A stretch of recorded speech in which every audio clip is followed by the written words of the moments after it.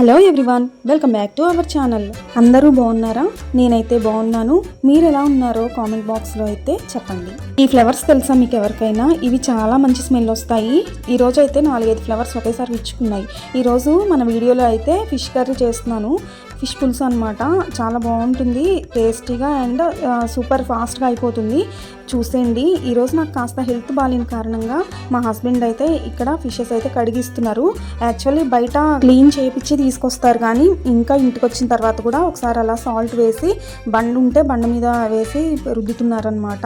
ఇక్కడ మా పాప అయితే మా వారికి హెల్ప్ చేస్తుంది.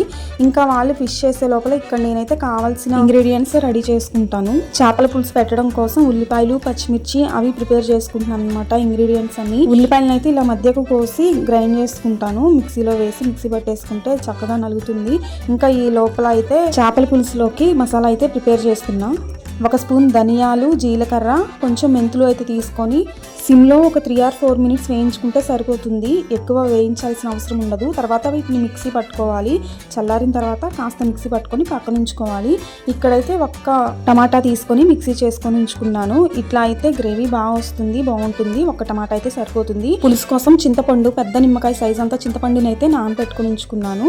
చేపలు క్లీన్ అయిపోయి వచ్చేసాయి అనమాట. ఇంకా చేపల పులుసు అయితే చేసుకోవడానికి ఇక్కడ స్టవ్ వెలిగించుకొని గిన్నె పెట్టుకొని తగినంత ఆయిల్ వేసుకున్నాను. నూనె కాగిన తర్వాత కరివేపాకు అయితే వేసుకోవాలి. తర్వాత పేస్ట్ చేసి పెట్టుకున్న ఉల్లిపాయ, పచ్చిమిర్చి పేస్ట్ వేసాను. ఉల్లిపాయ, పచ్చిమిర్చి పేస్ట్ ఆయిల్లో అయితే ఫ్రై చేసుకోవాలి. ఇందులో కొంచెం ఉప్పు అయితే వేస్తున్నా, ఎందుకంటే వేసిన ఉల్లిపాయ, పచ్చిమిర్చి పేస్ట్ కాస్త త్వరగా ఫ్రై అవుతుంది. ఉల్లిపాయ, పచ్చిమిర్చి పేస్ట్ కాస్త ఫ్రై అయిన తర్వాత పసుపు వేసుకోవాలి. మొత్తాన్ని ఒకసారి కలుపుకోవాలి. ఆ తర్వాత అల్లం వెల్లుల్లి పేస్ట్ వేసుకోవాలి. ఇది ఫ్రెష్గా చేసుకున్న అల్లం వెల్లుల్లి పేస్ట్ అనమాట.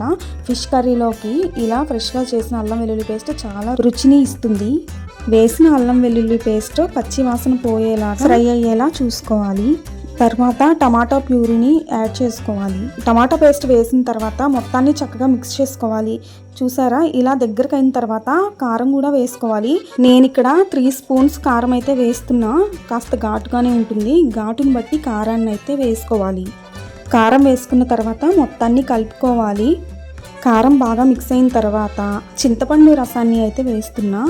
చింతపండు గుజ్జుని వేసిన తర్వాత తగినంత వాటర్ పోసుకోవాలి. పులుపుని బట్టి వాటర్ని వేసుకోవాలి. ఒకసారి ఉప్పు చూసుకొని సరిపోకపోతే వేసుకోవాలి. ఒకసారి అంతా కలుపుకొని మూత పెట్టుకొని ఉడికించుకోవాలి. ఒక 5 నిమిషాలు పులుసు బాగా మరుగుతూ ఉంటుంది. ఆ టైంలో మూత తీసి చేప ముక్కల్ని ఒక్కొక్కటిగా పులుసులోకి వేసుకోవాలి.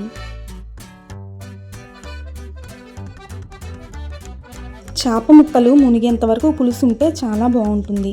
మరిగేసరికి చాలా టేస్ట్ వస్తుంది. చేప ముక్కలన్నీ వేసేసాం కదా, ఇప్పుడు ఒకసారి అలా కదుపుకొని గిన్నెను తర్వాత మూత పెట్టుకొని ఒక 15 నుంచి 20 నిమిషాల వరకు సిమ్ టు మీడియం ఫ్లేమ్లో ఉడికించుకోవాలి.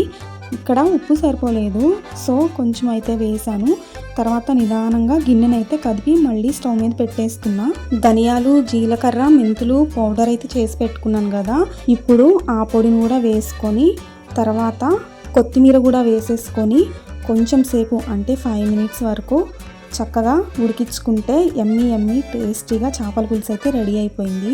మీరు కూడా ట్రై చేయండి, చాలా బాగుంటుంది టేస్ట్ అయితే. ఇంకా ఇక్కడైతే ఫిషెస్ కొన్ని తీసాను అనమాట ఫ్రై చేయడానికి. ఇంకా అదైతే ఫ్రై చేసేస్తున్నాను. ఒక ప్యాన్ తీసుకొని అందులో కొంచెం ఆయిల్ వేసుకొని కరివేపాకు తర్వాత పచ్చిమిర్చి కూడా వేసి ఫిష్ పీసెస్కి ముందే మసాలాలు, ఉప్పు, కారం, అల్లం వెల్లుల్లి పేస్ట్ పట్టించి ఉంచేసాను అనమాట. ఇంకా అవి అయితే వేయించుకుంటున్నాను. ఫిష్ ఫ్రై ప్రాసెస్ పెట్టట్లేదు కంప్లీట్గా, ఓన్లీ చూపిస్తున్నాను. నేను ఇక్కడ ఫిష్ పులుసు, ఫిష్ ఫ్రై చేసుకుంటే మా వారు పక్కన మటన్ కర్రీ చేస్తున్నారు. యాక్చువల్లీ మటన్ కర్రీ కూడా ప్రాసెస్ ఏం పెట్టలేదు. కేవలం నాకు హెల్త్ బాగాలేని కారణంగా మా వారైతే చాలా అయితే హెల్ప్ చేశారు. ఇక్కడైతే మటన్ కర్రీ కూడా రెడీ అయిపోయింది. ఫైనల్గా ఇదండి. ఇంకా బగారా రైస్ కూడా ఈ పక్కన చేసేస్తున్నా.